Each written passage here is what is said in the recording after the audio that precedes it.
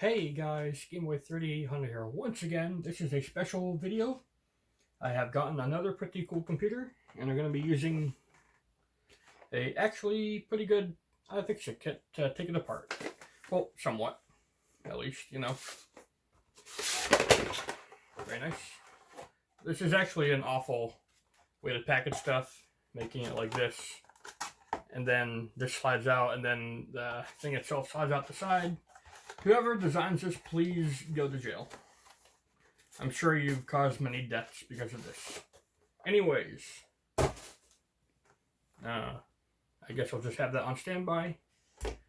You may remember me for doing computer reviews. I do mostly game stuff, but occasionally I do computer reviews, and I have quite a few really cool old computers.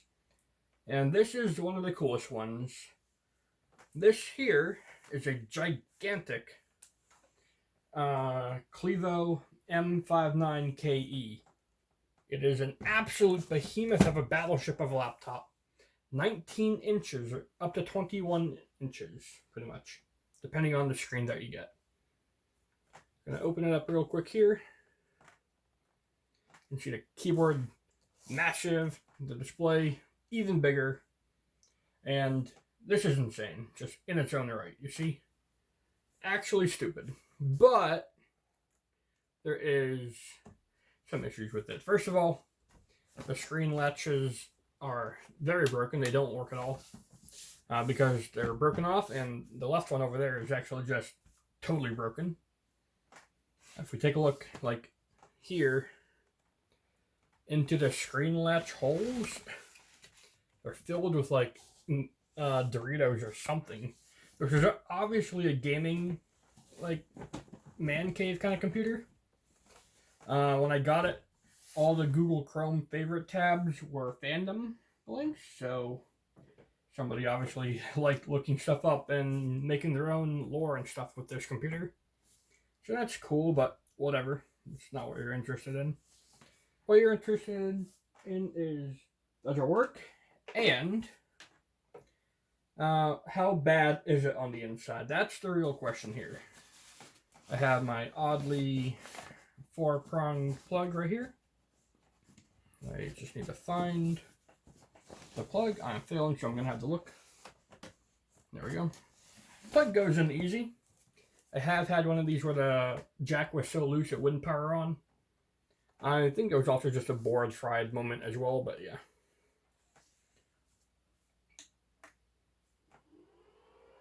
The thing that's special with these computers is the display, obviously, but also we have this one is a dual core. You can see it's got a TL66 AMD Turon ×2, and that's special because most of these machines that you find are either the Alienware MALX or the Sega Clevo, whatever, M590K. Well, this is the KE variant, and the KE variant has a dual core. All the others have only a single core, ML44. This has some random hard drive in it, like a 250 gig. But it does seem to work. Sound works good. I'll show you the settings of it real quick, just to show you that it is a dual core. First thing we can do is open Task Manager, and you can see straight away it's got the 2 core icons. I'm going to avoid using the mouse buttons because they are pretty sticky. That is an issue I've found, and once they start sticking, there's not really a good way to get them to unstick. Maybe if you do a full rebuild of the palm rest, but that's annoying. Here we go, you can see here, hopefully, AMD Turon 64 X2 mobile technology, TL66, 2.3 gigahertz. That's a pretty good speed. I've had one of these before, I think, with that same chip. That was a black Eurocom model. That was a really cool looking model. And the other one of these I had, the dual core, is my gigantic green Voodoo Envy computer. That came, I think, with only a 2 gigahertz or maybe even a 1.8 gigahertz dual core chip. So they can vary, but most commonly I have found the 2.3 gigahertz. And if you're familiar with this platform, you'll know that 2.3 gigahertz dual core is pretty good because the best single core option of the Alienware MALX is the 2.4 gigahertz single core. So two cores, almost the same speed, obviously the way to go. And you can see here 4 gigabytes of VRAM, or DRAM I should say. It's got DDR2. You can upgrade this to 8 gigabytes of DDR2, making it vastly superior than the MALX with only 2 gigabytes max upgradable. The only thing, it does have like the mini PCIe, MSATA I should say, Wi-Fi card as well, so you can upgrade to something much more modern, rather than the mini PCI slot one. Last thing to show is the video cards, and I think the easiest way to do that is through good old NVIDIA control panel. Give it its normal 10 million years to load. Here we go. Let's go to help and system information. There we go. We can see this says 2 Quadro FX 2500M video cards. These are both 512 megabytes. These are based off of the same core design as the GeForce 7900 GTX. So they're the second highest tier card you could get for the system. The highest tier card was either Quadro FX 3500M, which used the same core as the 7950 GTX, or just the 7950 GTX cards outright. 2 of them.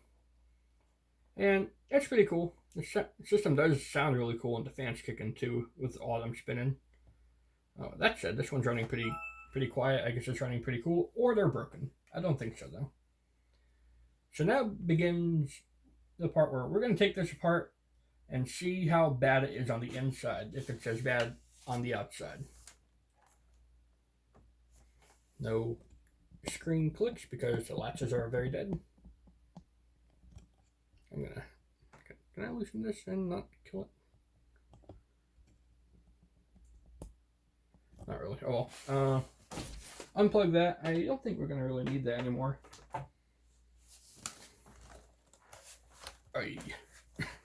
Big old computer here. Here we can get a look at its cooling system. It's quite stupid. We have the 2 video card fans. They go up the back. That's standard.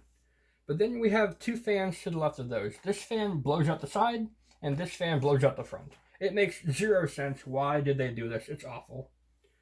I suspect that's why there's only ever 2 revisions of this, or 1 revision. This one, the second or first revision, and the last revision, I should say. Alright, let this begin. How do I get the battery out? I kind of forget. There we go. 2 locks to get it out. Windows does recognize this battery being plugged in, but it says it's totally depleted. And that makes sense. It's old. Next, I'm going to get my driver out. I'm going to be using the small driver because I don't want to over torque anything. And I'm going to be using a small screw bit because half these screws are not original. Somebody has absolutely bent inside the system in the past. And I don't see that as like a bad thing. These things were a tinkerer's dream, and they still are. But that does mean we have some shenanigans to find here. I'm going to start with the hard drive bay because I want to see if this has 2 hard drive bays, or if one bay is going to be a totally useless fan. I have had a machine like this with only 1 hard drive bay and the other spot taken up by an actually useless system fan. So I'm going to hope that that's not the case here. I think we would be able to see the system fan though through this vent, if that would be the case though. And it's a little bit annoying to get this off, especially if the screw doesn't want to come all the way up. It sounds like it's out, but maybe it's not. There we go. And we don't have any, we do have some form of hard drive caddy in here. I think it's definitely not original. Somebody used paper to hold the hard drive in. Oh dear. Yeah, this is not the original caddy. These caddies are hard to come by, actually, so I don't blame it. The hard drive is literally just sitting in there. Nice. I don't know where I'm going to put this stuff. I guess just bought it, iFixit stuff.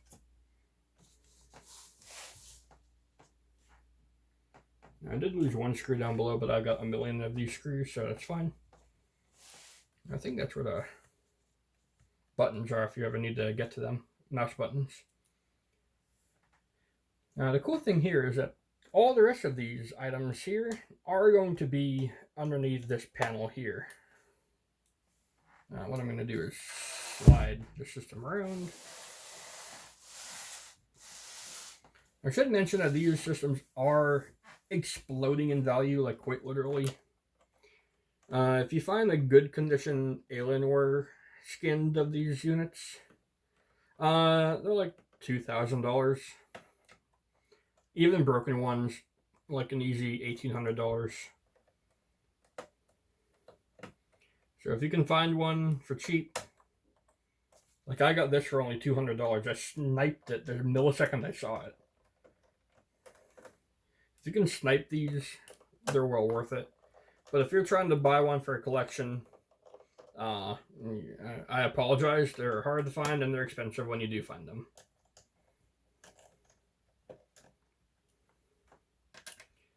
Now, I am not going to be keeping this unit. I'm going to be selling it on eventually. But I do have some cool ideas for it. I have a giant green Voodoo Envy version of this computer. But obviously that's a ultra limited edition thing. Like, you'll never find another one of those. So, what I'm going to end up doing is using this computer as a guinea pig to see what I can do to the Voodoo Envy without the harm or knowledge that I could damage it. Because if I damage this, it's $200. Oh well, I'll get that back in like a minute of trying. But for the Voodoo Envy, you could never replace that. Oh, I lost one screw. Oh well, I tried. It didn't even have the 2 center screws. I have no idea what's up with that. Here you can see what I was talking about before. It's got the MSATA Wi-Fi card. Looks like we do have room for like a TV tuner card there, I think. That's what that could have been. Here we have our CPU cooling right here. And here we have our GPU cooling right here.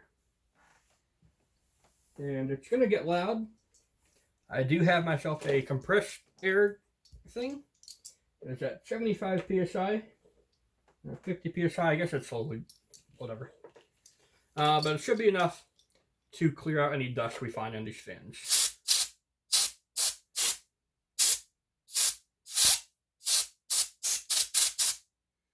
I'm keeping my, oh my, oh, that is, oh no. I should have worn gloves.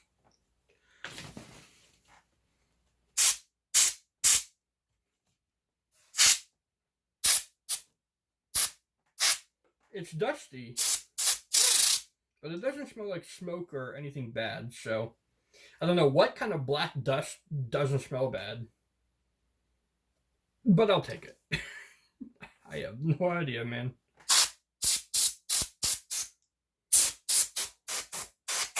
Compressed air is our friend tonight, even if it's loud and peaking the mic. Oh well.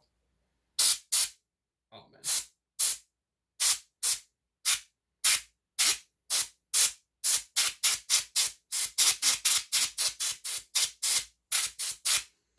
It doesn't, oh my god. It doesn't seem like Dust Bunny Apocalypse. It's just very fine, very gross dust.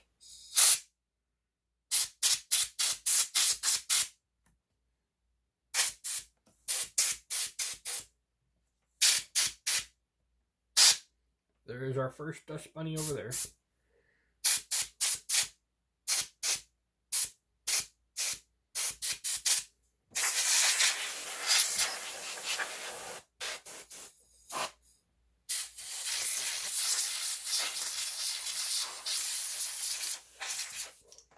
Right, I want to get more compressed air into this, so I will pause recording and get you back to 75 psi. Alright, we're back. I've also taken out the DVD drive while that was going on, and I tightened up all the screws underneath these panels. The one about the battery here is actually like basically out. I don't know how it was still in. But yeah, we have more pressure now. Let's see if we get any more crazy dust out of these fans.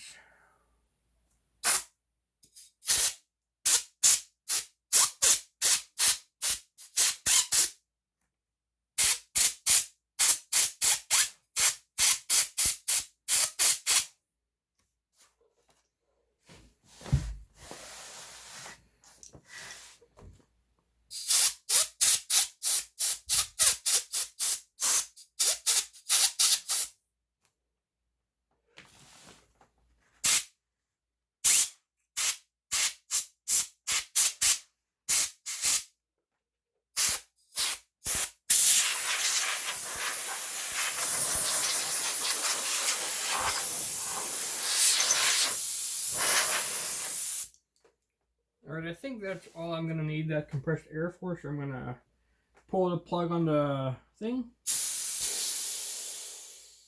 There we go, left a nice ice patch on the dirty carpet, as always. Always do that to make sure you don't leave water at the bottom of your compressed air can. That can rust and then you'll have an explosion, which will kill you, so don't do that. Unless you're a millennial, I don't know, maybe you like that. Moving on. What do I want to take out first? I think the GPUs, because those will be the easiest to get at. I'm going to use a slightly larger bit screwdriver just to make sure that we won't be stripping these small screws, because these screws are hard to come by.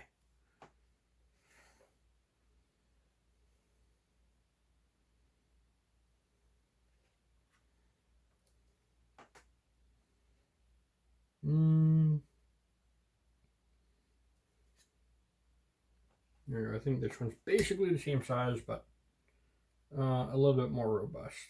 Nope, that is actually the same size. Why is that? And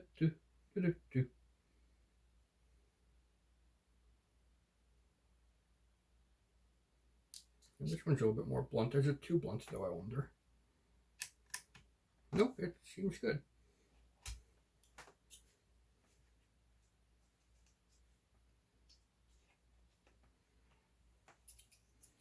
So the GPUs, they're hard to come by, but I've got a couple of them.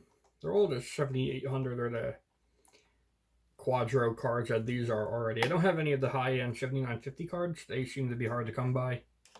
And I have been looking for years, so yeah.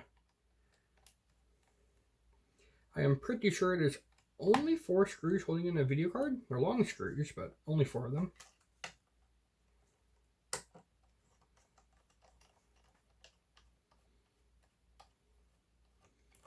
And they use the video card assemblies come out as one big unit.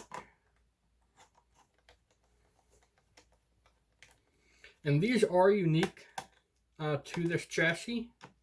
These kinds of cards, I'll show you why that is.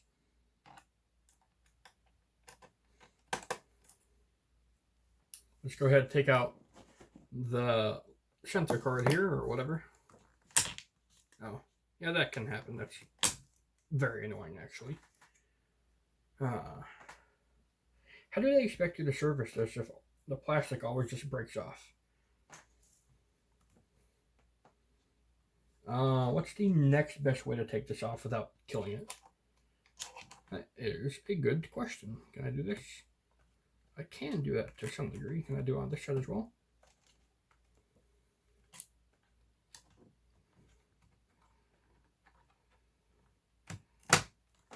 I think I've got it.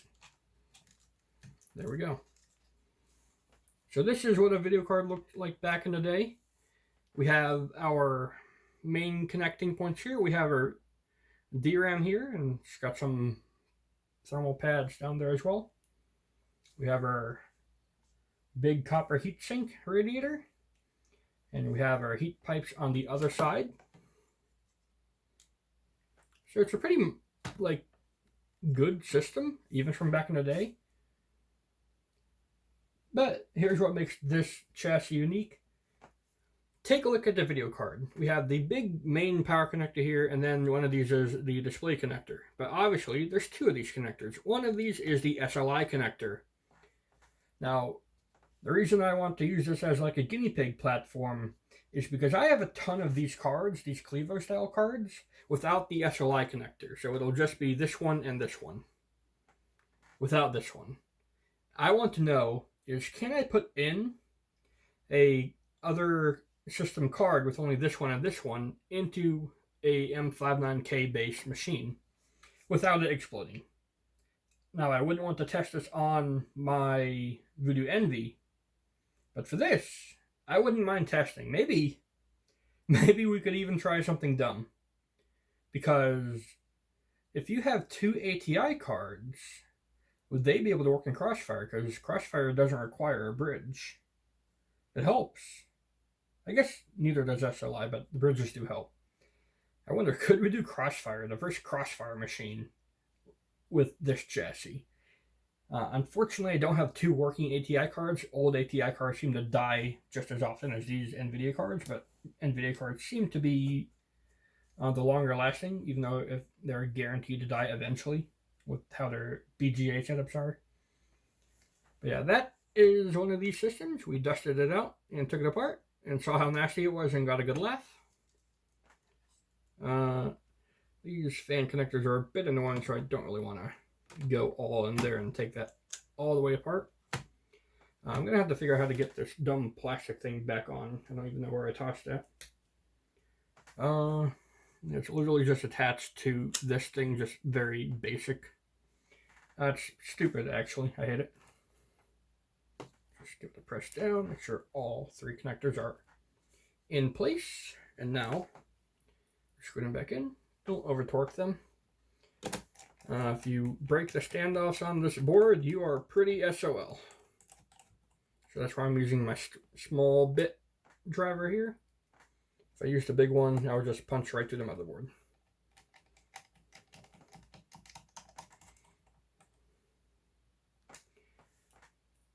And I'm not sure how you fully take out one of these video card assemblies, like to get to the bare video card.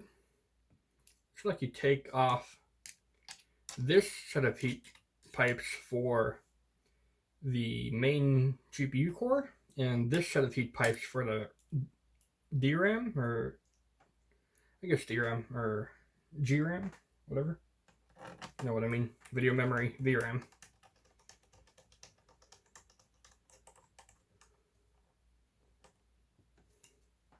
Let's go ahead and take a quick look at these memory cards, just to see what they are if you're ever into restoring one of these. We have some OCZ PC5400.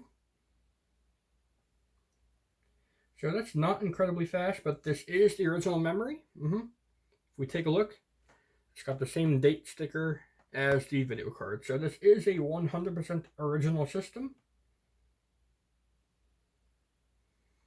Yep, this one, the date stamp is 12/07. So this machine,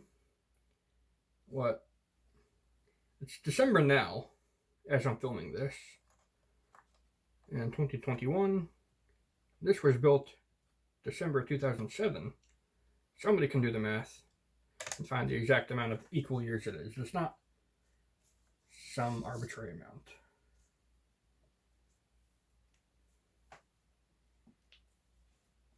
That's going to do it for this little teardown. I suppose I should try to put it back together to make sure I didn't actually kill anything. But where's the fun in that?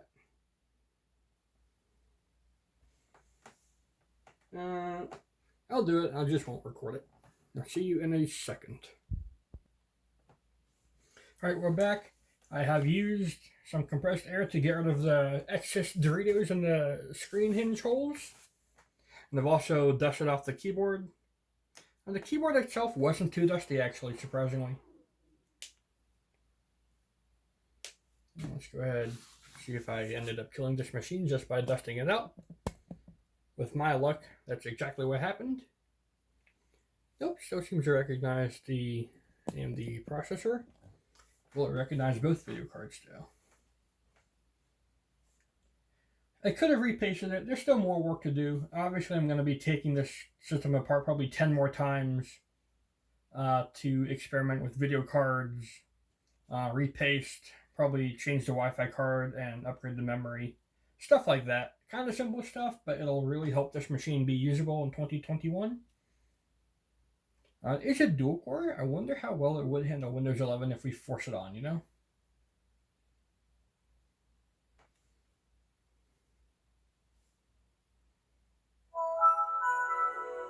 Sound still works. I guess it would be hard to mess that up considering we didn't touch anything with the speakers. NVIDIA control panel still appears on the desktop, so we haven't broken the video card drivers that much. System information. As long as we both have both video cards working, we're good, and we do. So both video cards still working. So, yep. That is what happens when you receive a fairly substantially old machine.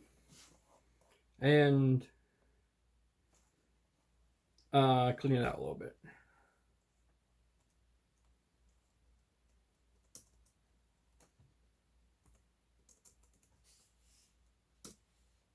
"19 years old. That's how old this computer is, I think.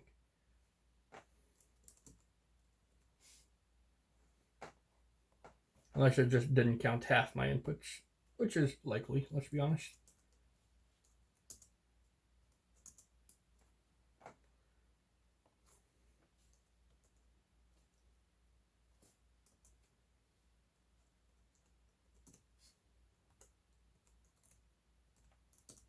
"14 years old. Yay, I can math. With the help of a 14-year-old computer, I can figure out it is 14 years old. Yay. Goodbye, everybody. I'll see you all in the past, where this belongs. Goodbye, everybody.